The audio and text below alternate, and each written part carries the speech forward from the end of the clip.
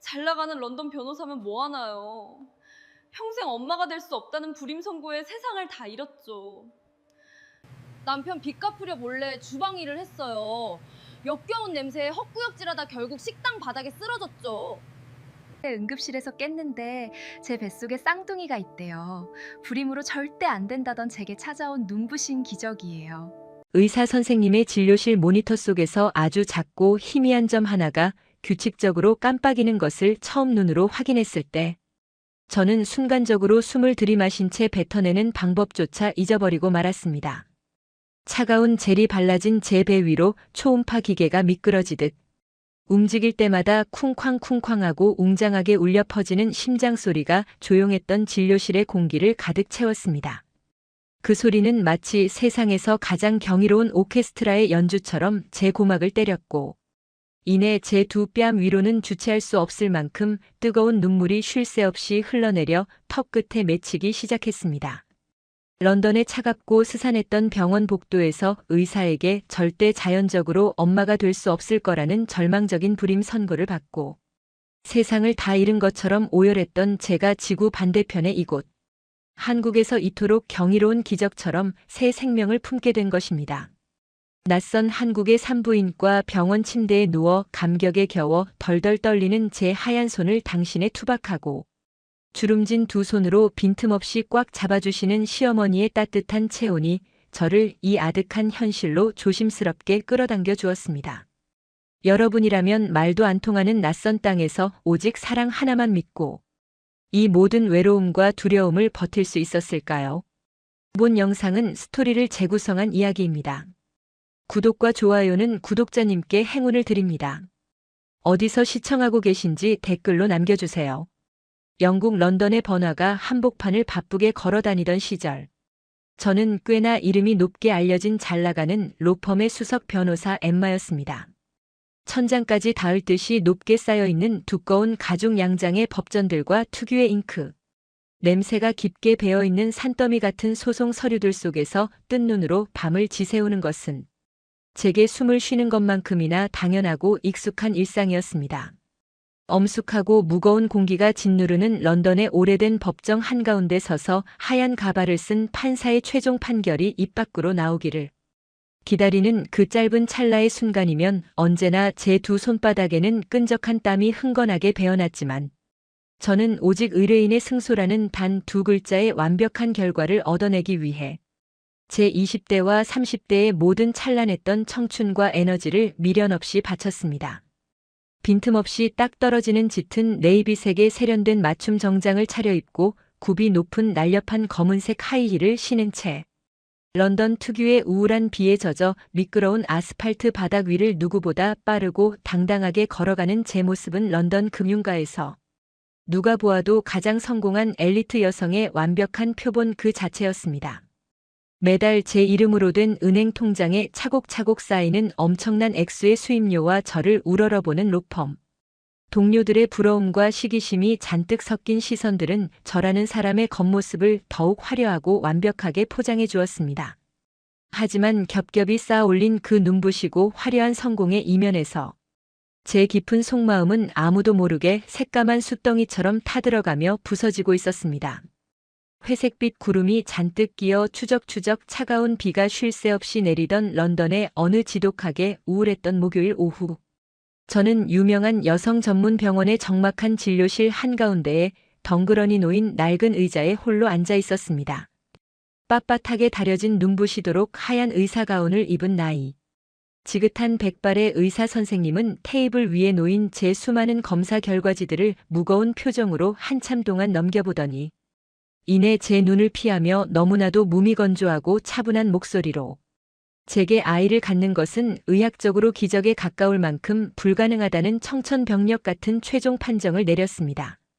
불임이라는 그 짧고 잔인한 두 글자의 단어가 의사의 입술을 빠져나와 진료실의 차가운 공기 중으로 흩어지는 바로 그 끔찍한 순간, 제 머릿속을 지탱하고 있던 거대한 세상의 축이 우르르 무너져 내리는 듯한 끔찍한 절망감을 느꼈습니다.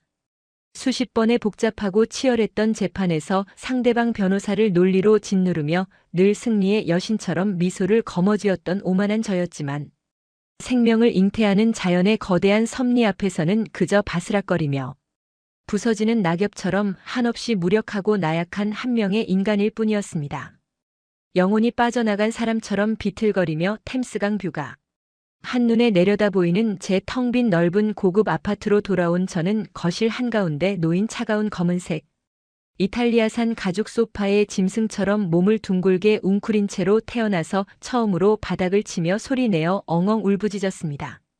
세상의 모든 부유함과 빛나는 명예를 내 두 손에 다 거머쥔다고 한들 정작 제가 세상에서 가장 간절하게 원했던 단 하나의 소박한 꿈.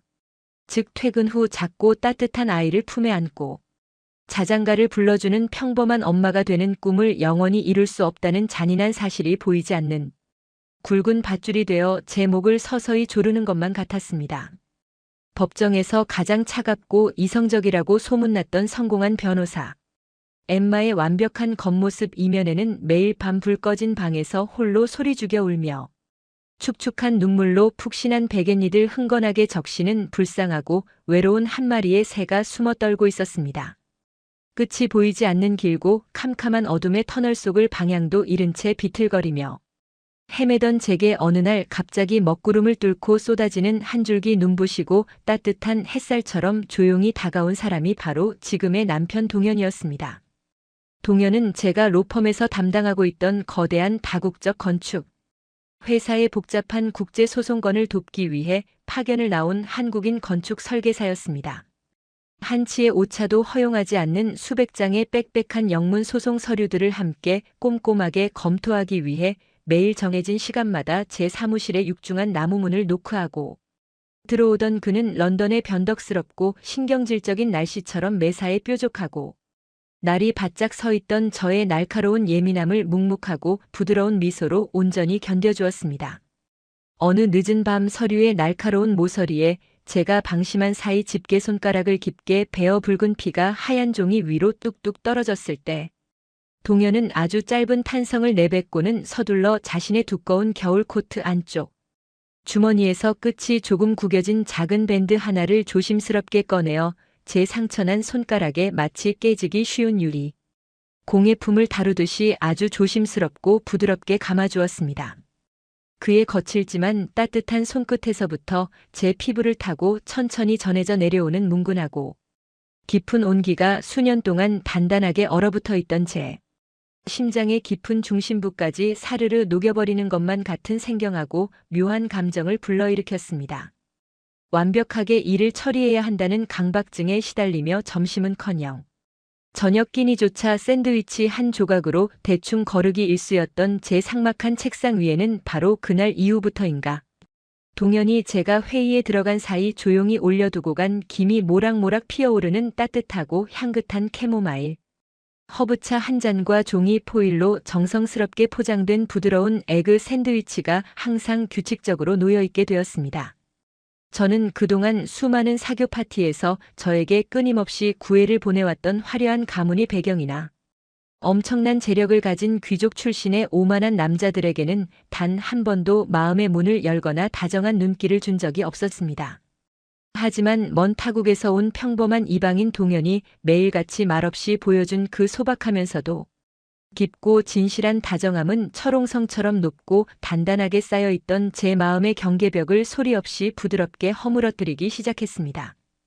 불임 판정이라는 끔찍한 꼬리표로 인해 인생의 바닥 저 깊은 곳까지 곤두박질 쳤던 제 너덜너덜한 자존감을 동현은 특유의 맑고 따뜻한 검은 눈빛과 바다처럼 넓은 인내심으로 조용히 보듬어주고 안아주었습니다.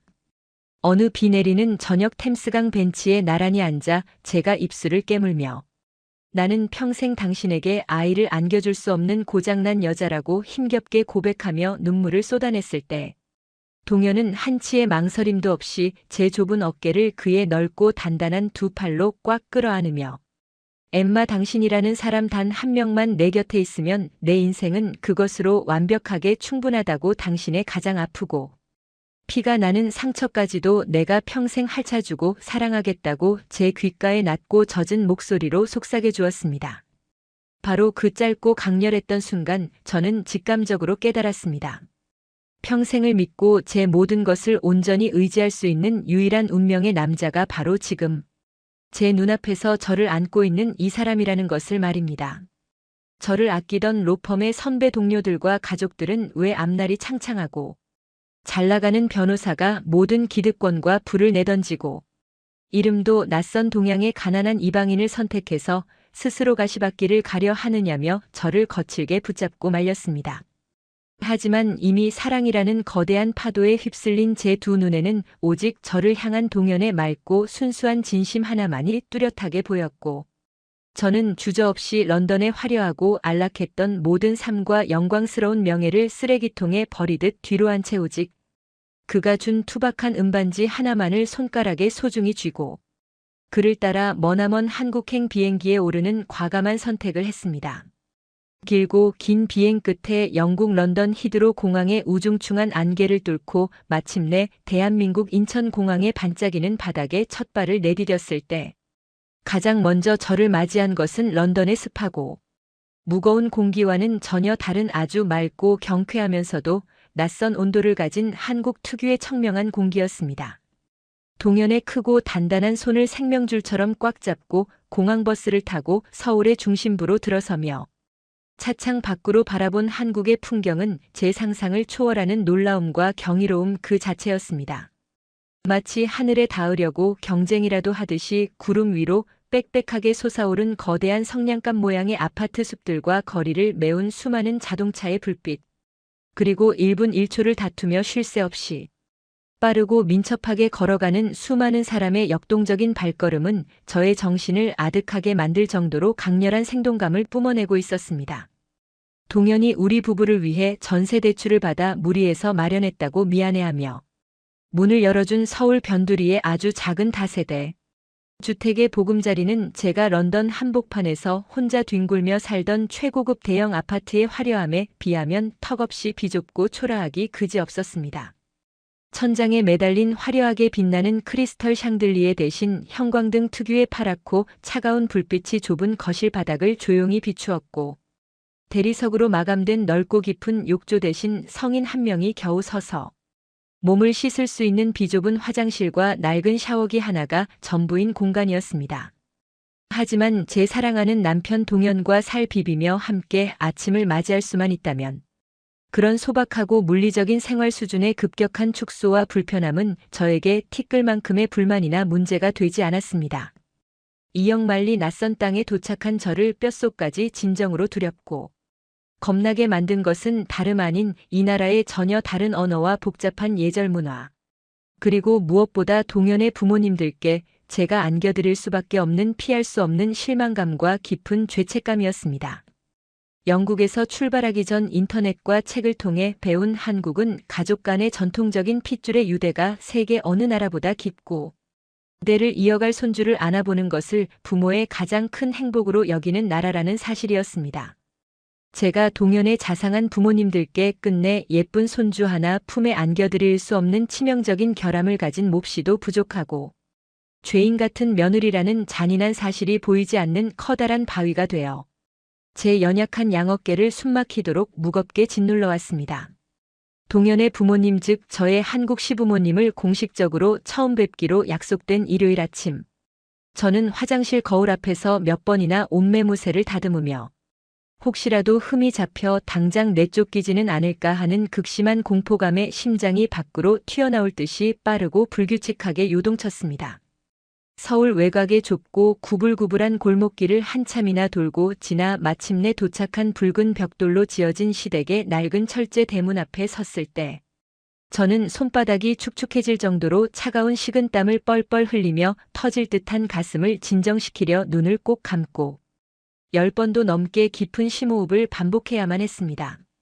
딸깍하는 마찰음과 함께 무거운 철문이 안으로 열리고 드디어 모습을 드러낸 시어머니의 얼굴은 제가 혼자서 지레짐작하며 공포에 떨었던 엄격하고 무서운 호랑이 같은 한국 시어머니의 모습이 결코 아니었습니다.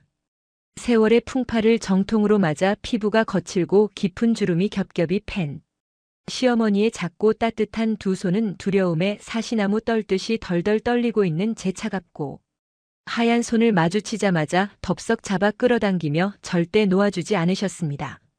아직 한국말을 한마디도 알아듣지 못하는 저와 유창한 영어를 할 줄 모르시는 시어머니 사이에는 촘촘한 언어의 장벽이 가로막고 있었지만 금쪽 같은 아들이 낯선 서양 여자와 결혼하겠다고 데려왔음에도 불구하고 버선발로 황급히 마중을 나와 제 등을 쓸어내리시는 그 다급하고 애틋한 몸짓 하나에서 저는 태어나서 처음으로 한국인들이 말하는 정이라는 거대하고 따뜻한 감정의 실체를 온몸의 피부로 생생하게 느낄 수 있었습니다.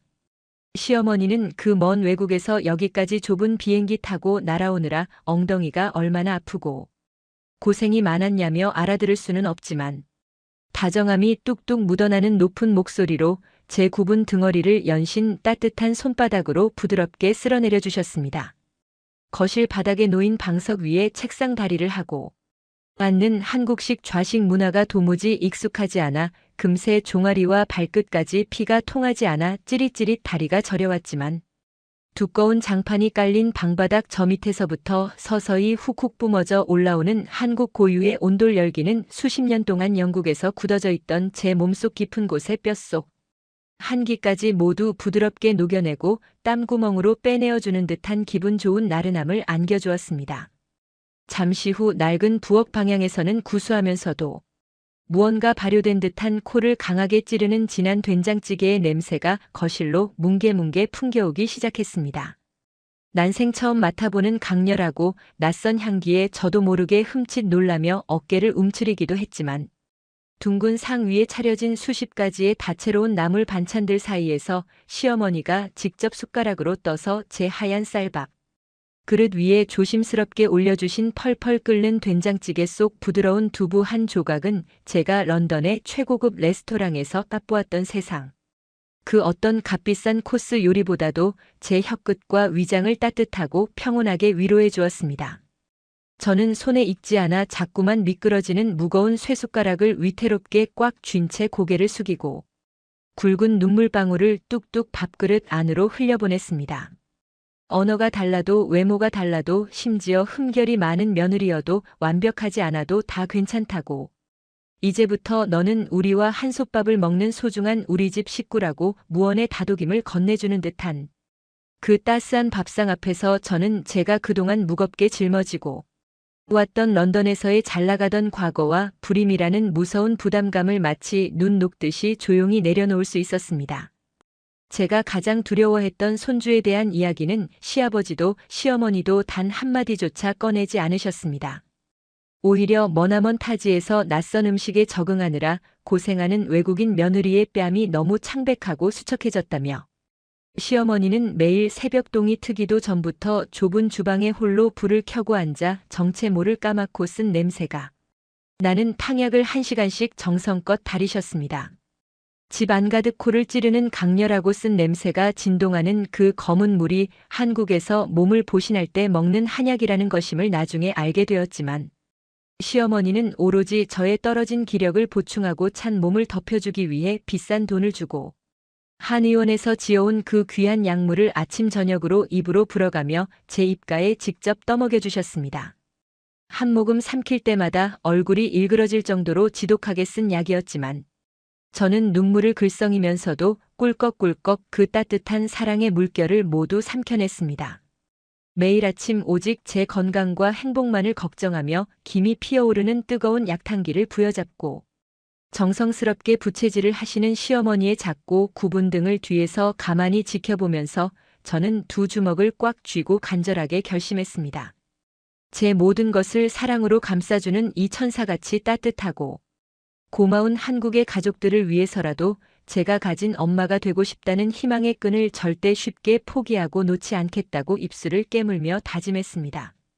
시댁 식구들이 이방인 며느리인 저에게 매일같이 조건 없이 쏟아부어주는 맹목적이고 투명한 사랑과 헌신은 차가운 얼음 속에 갇혀 죽어가던 제 몸과 마음의 세포 하나하나를 아주 천천히 그리고 아주 단단하게 다시 숨쉬고 박동하게 만들고 있었습니다.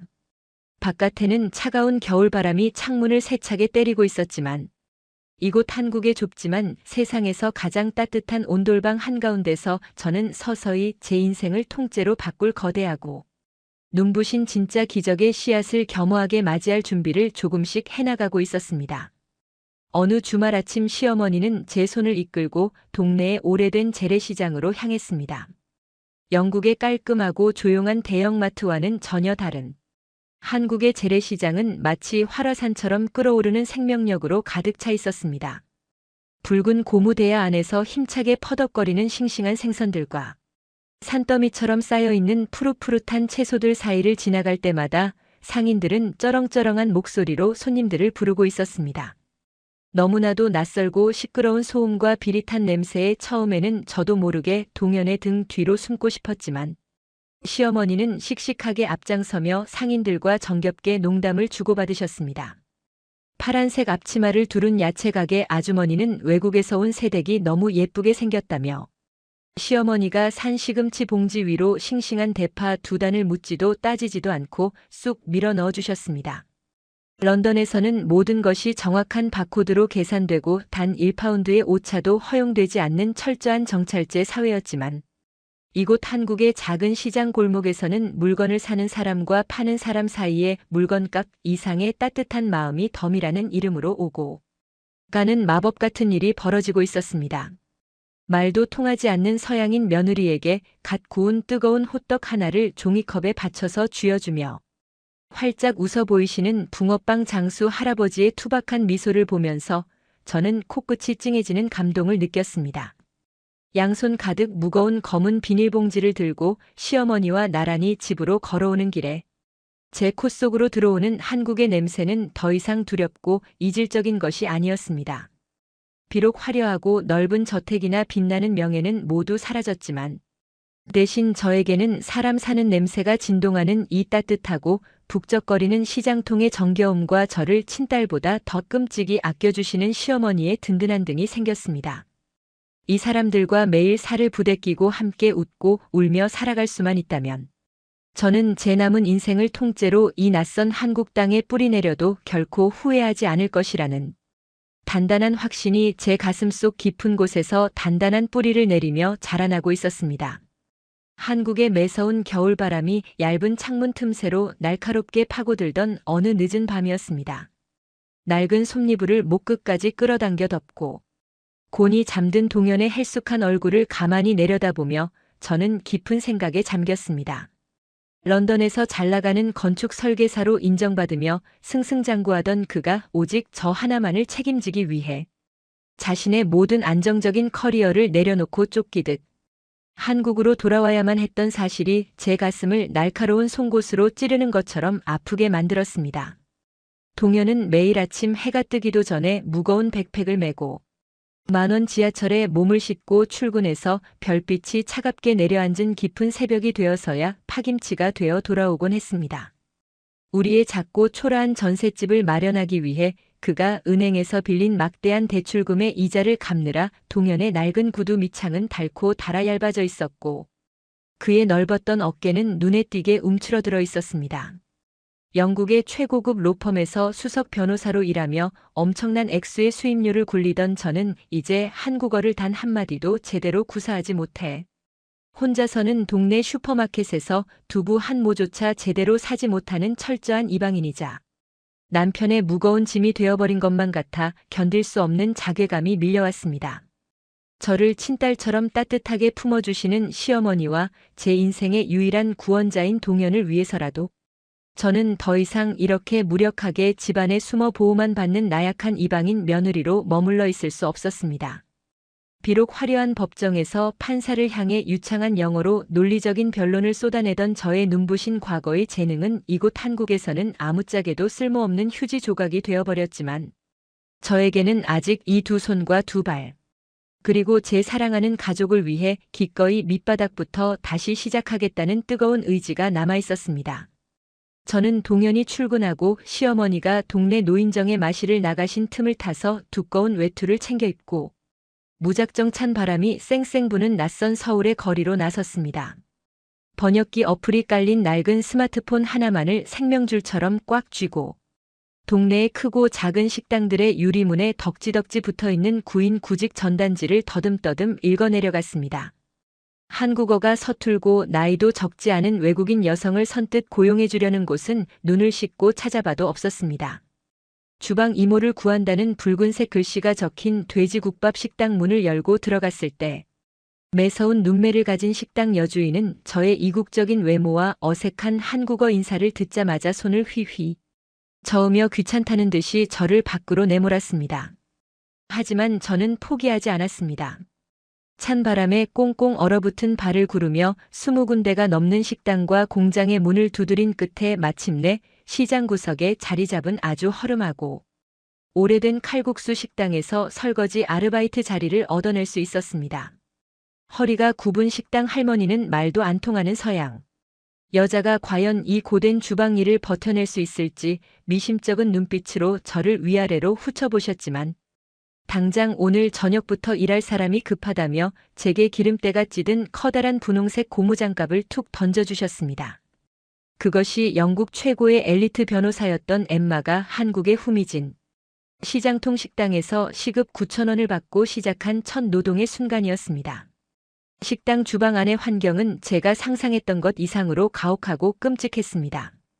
커다란 가스불 위에서는 쉴 새 없이 멸치 육수가 펄펄 끓어오르며 숨을 턱턱 막히게 하는 뜨거운 수증기를 내뿜었고 바닥은 언제나 미끄러운 기름때와 알 수 없는 음식물 찌꺼기들로 질척거렸습니다. 런던의 쾌적한 에어컨 바람 아래에서 최고급 만년필을 쥐고 서류에 서명하던 제 하얗고 부드러운 두 손은 이제 산더미처럼 쌓여있는 무거운 뚝배기와 붉은 고춧가루가 잔뜩 묻은 칼국수 그릇들을 닦아내느라 하루 종일 쉴 틈 없이 움직여야만 했습니다. 독한 세제와 펄펄 끓는 뜨거운 물 그리고 살을 애는 듯한 차가운 겨울 수돗물을 번갈아가며 맨손으로 견뎌내야 하는 탓에 일주일도 채 되지 않아 제 손가락 마디마디는 쩍쩍 갈라져 붉은 피가 배어나왔고 손톱 밑은 지워지지 않는 새까만 때로 물들어 버렸습니다. 12시간 동안 단 한 번도 허리를 펴지 못하고 좁은 싱크대 앞에 쪼그려 앉아 수백 개의 그릇을 닦아내다 보면 밤에는 허리가 끊어질 듯이 아파와 잠을 이룰 수조차 없었습니다. 말도 통하지 않는 주방 안에서 다른 직원들에게 짐이 되지 않기 위해 저는 남들이 한 번 움직일 때 두 번, 세 번 더 빠르게 몸을 움직였고 혹시라도 실수를 해서 쫓겨날까봐 눈치가 보일 때마다 입술을 꽉 깨물며 서러운 눈물을 꾹꾹 참아냈습니다. 하지만 그토록 고되고 비참한 노동의 시간조차도 첫 월급 봉투를 손에 쥐었을 때의 그 벅찬 감동 앞에서는 눈 녹듯이 사라져버렸습니다.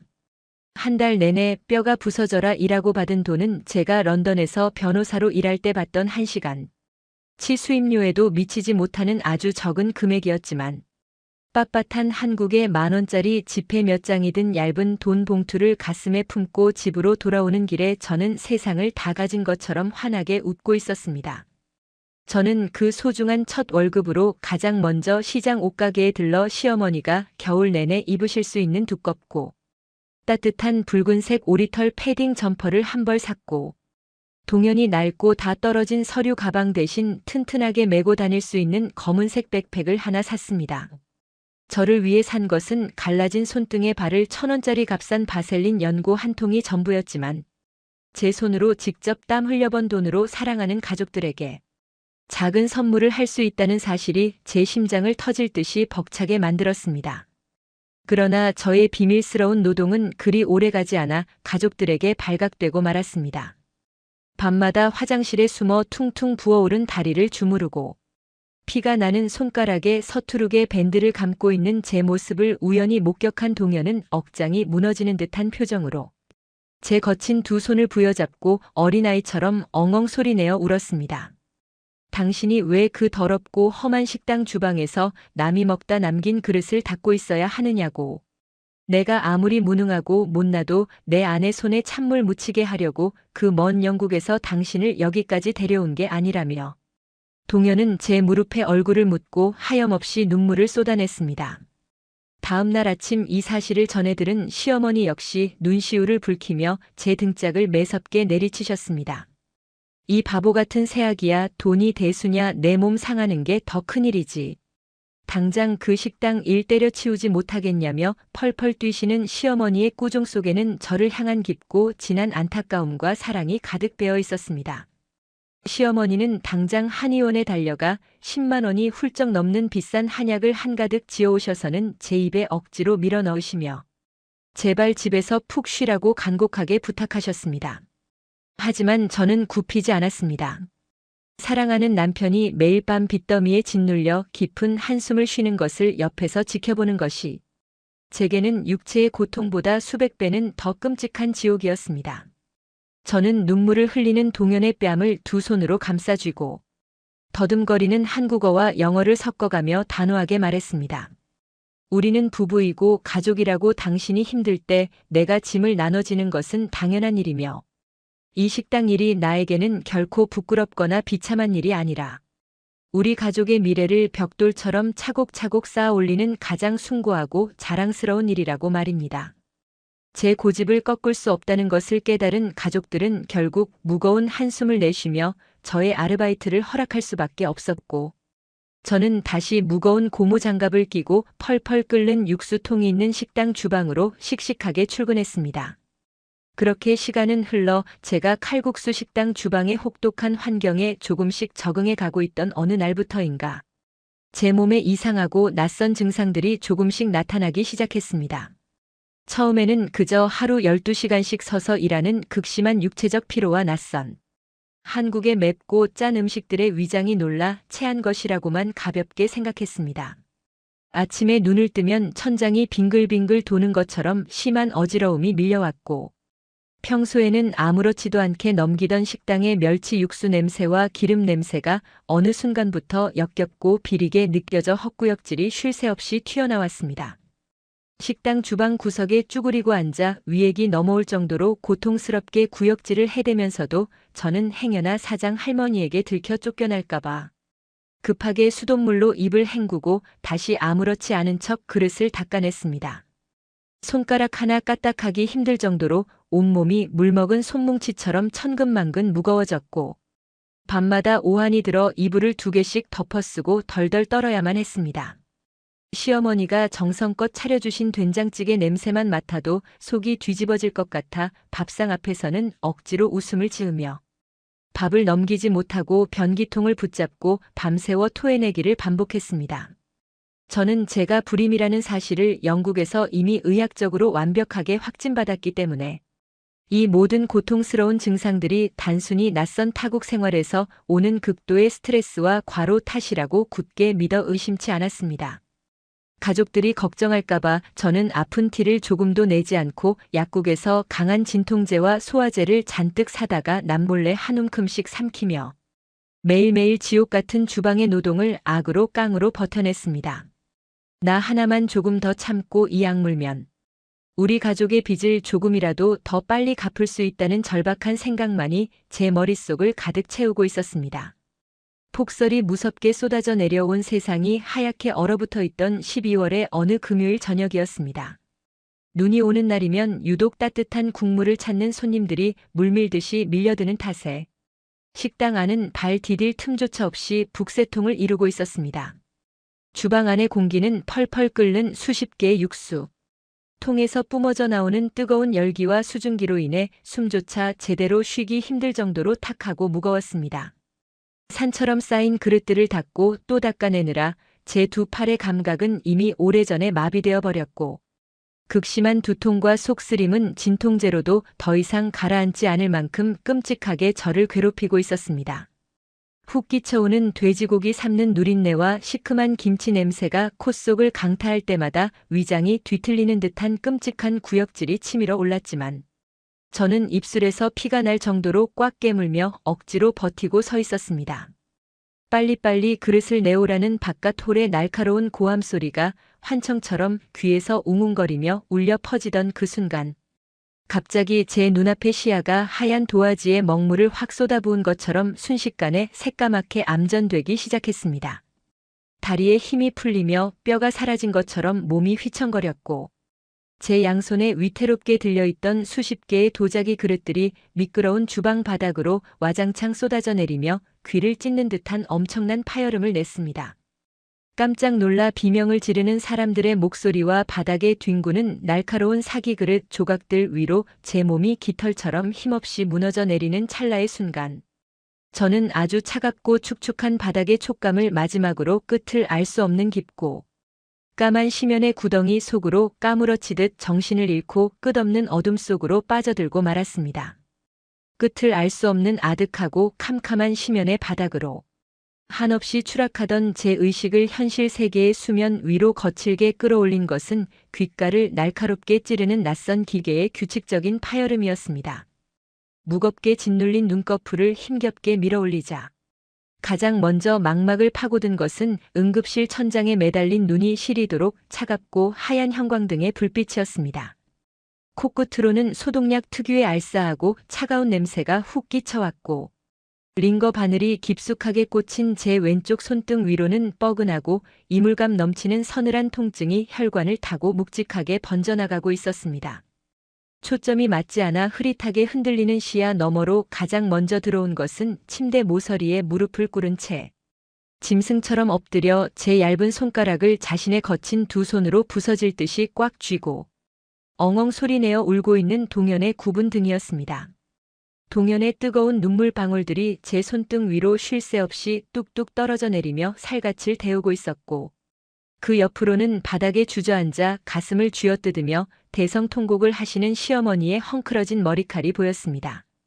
제가 눈을 뜬 것을 확인한 동현은 충혈된 붉은 눈으로 제 얼굴을 쓸어 안으며 갈라진 목소리로 제 이름을 끊임없이 불렀고 저는 갈라진 입술을 달싹이며 내가 왜 이곳에 누워있는 것인지 묻고 싶었지만 성대가 굳어버린 듯 단 한마디의 목소리도 밖으로 새어나오지 않았습니다. 바로 그때 빳빳하게 풀을 먹인 하얀 의사 가운이 바스락거리는 마찰음을 내며 중년의 담당 의사 선생님께서 차트를 손에 든 채 제 침대 곁으로 다가오셨습니다. 의사 선생님의 안경 너머로 보이는 눈빛은 몹시 엄격하면서도 한편으로는 안도감이 섞인 복잡한 감정을 담고 있었습니다. 선생님은 동현의 어깨를 가볍게 두드리며 환자가 깨어났으니 이제 진정하라는 따뜻한 위로를 건네신 후 제 눈을 정확히 맞추며 아주 또렷하고 분명한 한국어로 현재 제 몸 상태에 대한 충격적인 검사 결과를 천천히 읊어 내려가기 시작하셨습니다. 옆에 선 간호사가 번역기를 통해 실시간으로 영어로 들려주는 그 문장. 하나하나는 제 고막을 찢고 들어와 뇌리에 벼락처럼 내리꽂혔습니다. 환자분 현재 극심한 영양실조와 과로로 인한 탈진 상태입니다만 생명에는 지장이 없습니다. 그리고 무엇보다 놀라운 것은 환자분의 뱃속에 지금 2개의 작고 건강한 심장이 아주 힘차게 뛰고 있다는 사실입니다. 축하합니다. 일란성 쌍둥이를 임신하셨습니다. 번역기의 기계적인 음성을 통해 임신이라는 단어와 쌍둥이라는 단어가 제 귓가에 울려 퍼지는 순간 저는 숨을 들이마시는 방법조차 잊어버린 채 온몸의 혈액이 한순간에 심장으로 역류하는 듯한 엄청난 충격과 경이로움에 휩싸였습니다. 영국 런던의 차갑고 스산했던 병원 진료실에서 백발의 의사에게서 절대 아이를 가질 수 없을 거라는 사형 선고와도 같은 불임 판정을 받고 템스강 변을 홀로 걸으며 세상을 다 잃은 것처럼 오열했던 그 지옥 같았던 과거의 기억들이 주마등처럼 스쳐 지나갔습니다.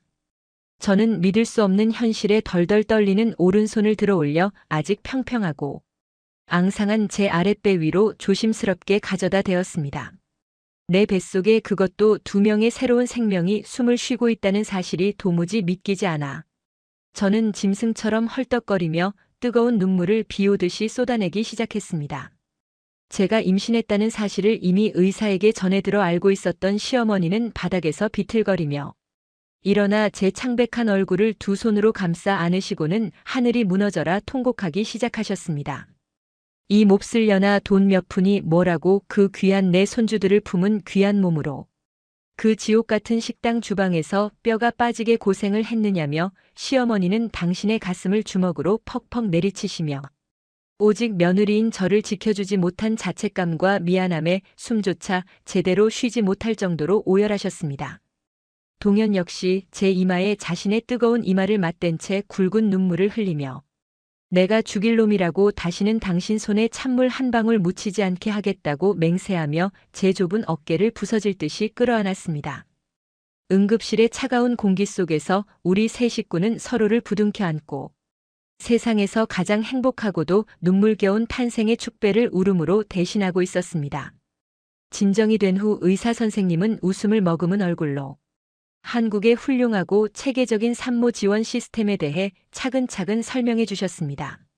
런던에서는 엄청난 비용을 지불하고 사립병원을 가지 않는 이상 초음파 한 번 보기도 하늘의 별 따기처럼 힘들고 오랜 시간을 기다려야 했지만 이곳 한국에서는 임신 사실이 확인되자마자 국가에서 국민행복카드라는 것을 발급해 주어 진료비와 초음파 비용을 넉넉하게 지원해 준다는 사실은 제게 커다란 문화적 충격이자 깊은 안도감을 안겨주었습니다. 병실 침대에 누워 버튼 하나만 누르면 간호사가 즉각 달려와 불편한 곳을 챙겨주고 따뜻한 미역국이 담긴 영양 만점의 환자식이 하루 3번. 규칙적으로 나오는 한국 병원의 눈부신 서비스와 쾌적한 시설은 제가 영국에서 겪었던 삭막한 의료 시스템과는 질적으로 완전히 다른 따뜻한 보살핌 그 자체였습니다. 이토록 훌륭한 의료 인프라와 국가의 든든한 지원망. 그리고 무엇보다 저를 자신의 목숨보다 더 귀하게 여겨주는 시어머니와 동현의 사랑이 존재하는 이 낯선 한국 땅이 어느새 제 마음속에서는 영국보다 더 안전하고 완벽한 제2의 고향으로 굳건하게 자리 잡기 시작했습니다. 퇴원 후 낡고 좁은 전셋집으로 돌아온 저는 가족들의 철통 같은 감시와 보호 아래 그야말로 손가락 하나 까딱할 수 없는 절대 안정의 시간을 보내야만 했습니다. 시어머니는 제가 화장실을 가는 짧은 순간조차도 행여나 미끄러질까봐 노심초사하며 제 팔짱을 꽉 끼고 두축하셨고 동현은 퇴근길에 매일같이 신선한 딸기와 값비싼 소고기를 검은 비닐봉지에 가득 사들고 와서 제 입에 직접 넣어주느라 여념이 없었습니다. 하루 종일 뜨끈뜨끈하게 불을 지핀 두꺼운 장판 위에 배를 깔고 누워 시어머니가 정성껏 다려주신 잉어즙을 마시며 텔레비전만 쳐다보는 생활은 처음 며칠 동안은 꿀처럼 달콤하고 편안했지만 시간이 지날수록 제 피 속에 흐르는 치열한 성취욕과 엘리트 변호사 시절의 맹렬했던 지적 갈증을 서서히 자극하기 시작했습니다. 낡은 식당 주방에서 기름때를 벗겨내던 육체 노동은 이제 제 몸 상태상 절대 불가능한 일이 되었지만 저에게는 아직 런던 최고의 로펌에서 수만 장의 복잡한 국제 영문 계약서를 날카롭게 분석하고 번역해내던 명석한 두뇌와 유창한 법률 영어 실력이 고스란히 남아있었습니다. 동현이 출근하고 시어머니가 장을 보러 나가신 어느 나른한 오후. 저는 며칠 동안 먼지가 뽀얗게 내려앉아 있던 낡은 노트북의 전원 버튼을 조심스럽게 눌렀습니다. 웅웅거리는 냉각팬 소리와 함께 익숙한 윈도우 바탕화면이 켜지자 제 심장은 오랜만에 느껴보는 짜릿한 아드레날린으로 빠르게 박동하기 시작했습니다. 저는 한국의 대형 프리랜서 외주 작업 플랫폼 웹사이트에 접속하여 번역 및 비즈니스 컨설팅 카테고리를 천천히 훑어보기 시작했습니다. 수많은 번역 의뢰 글들 사이에서 유독 제 시선을 강하게 사로잡은 것은 한국의 한 신생정보통신 스타트업 기업이 영국의 대형 투자사로부터 수십억 원의 투자를 유치하기 위해 급하게 올린 수백 페이지 분량의 영문 법률 계약서 검토 및 현지화 번역 의뢰건이었습니다. 의뢰인은 마감 기한이 코앞으로 다가와 몹시 절박한 상태였고 제시한 번역 단가 역시 일반적인 수준을 훨씬 뛰어넘는 높은 금액이었습니다. 저는 한치의 망설임도 없이 그 의뢰글을 클릭하고 런던 최상위 로펌 수석 변호사 출신이라는 제 찬란했던 과거의 이력과 영국 현지 법인의 계약 관행에 대한 제 전문적인 지식을 담아 자신감 넘치는 제안서를 작성하여 전송했습니다. 불과 30분도 채 지나지 않아 노트북 화면 우측 하단의 경쾌한 알림음과 함께 의뢰인으로부터 다급한 메시지가 도착했습니다. 의뢰인은 제 화려한 이력에 반신반의하면서도 지푸라기라도 잡는 심정으로 가장 난해하고 복잡한 독소 조항이 포함된 계약서의 핵심 페이지 2장을 샘플 테스트로 번역해달라고 요청해 왔습니다.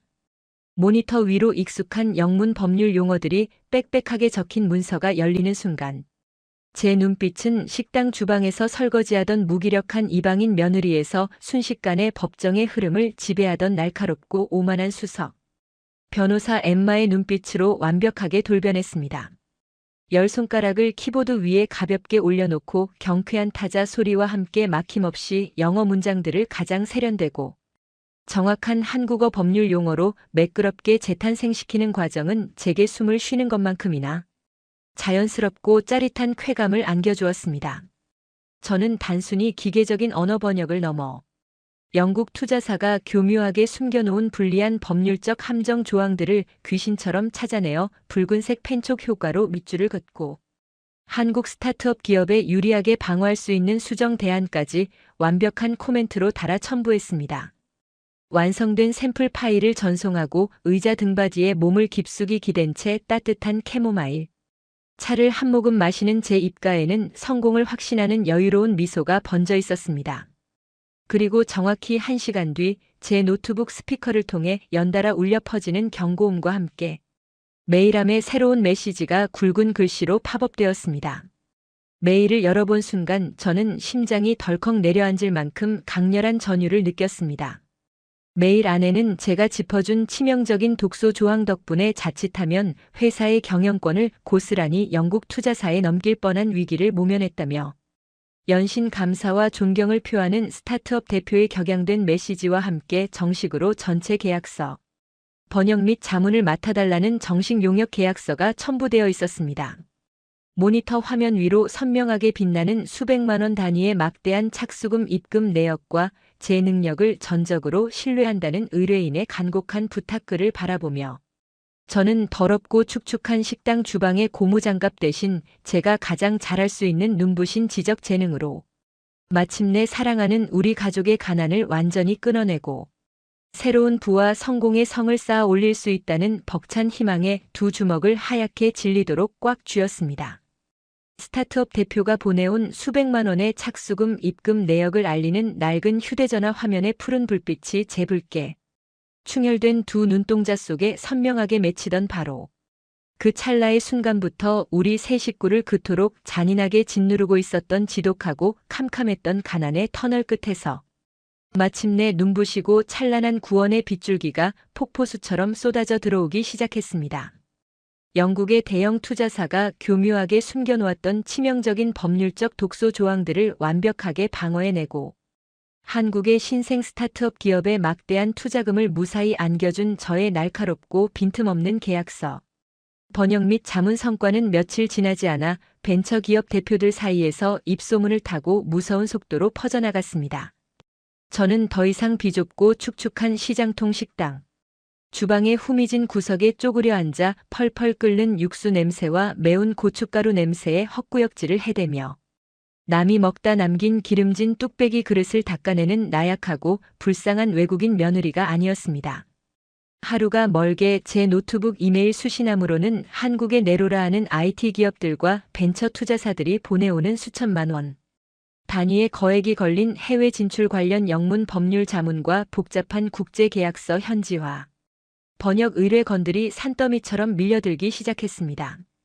영국의 심장부인 런던 금융가에서 가장 악명 높고 철두철미한 수석 변호사로 이름을 날렸던 저 엠마의 천재적인 두뇌와 녹슬지 않은 날카로운 법률적 감각은 언어의 장벽이라는 얇은 막을 뚫고 이곳 한국 땅에서 더욱 거대하고 화려하게 만개하고 있었습니다. 제가 거실 한 구석에 놓인 낡은 밥상을 책상 삼아 밤을 새워가며 노트북 키보드를 두드릴 때마다 통장 잔고의 앞자리 숫자는 마치 마법에 걸린 것처럼 하루가 다르게 쑥쑥 불어나기 시작했습니다. 한 달이 채 지나지 않아 저는 동연히 새벽부터 밤늦게까지 뼈가 부서져라 일하며 갚아나가던 막대한 은행 대출금의 원금과 이자를 단 한 번의 계좌 이체로 남김없이 모두 갚아버렸습니다. 은행 대출 상환 완료 영수증을 프린트하여 동현의 거칠고 투박한 손에 쥐어주던 날, 동현은 믿을 수 없다는 듯이 영수증 종이와 제 얼굴을 번갈아 쳐다보며 그 자리에 털썩 주저앉아 어린아이처럼 엉엉 소리내어 울고 말았습니다. 남편의 무거운 짐을 드디어 덜어주었다는 벅찬 안도감과 가족을 지켜냈다는 뜨거운 자부심이 제 가슴 속에서 거대한 파도처럼 일렁였습니다. 빚더미에서 완전히 해방된 우리는 가장 먼저 겨울이면 외풍이 매섭게 파고들고 여름이면 곰팡이 냄새가 진동하던 좁고 습한 다세대 주택의 반지하 전셋집을 미련 없이 떠났습니다. 서울 시내가 한눈에 시원하게 내려다 보이는 남양의 넓고 쾌적한 고급 아파트로 이사하던 첫날. 쏟아지는 따뜻한 햇살이 거실의 대리석 바닥을 눈부시게 비추는 광경을 바라보며 시어머니는 제 두 손을 꼭 부여잡고 하늘이 우리 가족에게 복덩이 며느리를 내려주셨다며 감격의 눈물을 하염없이 흘리셨습니다.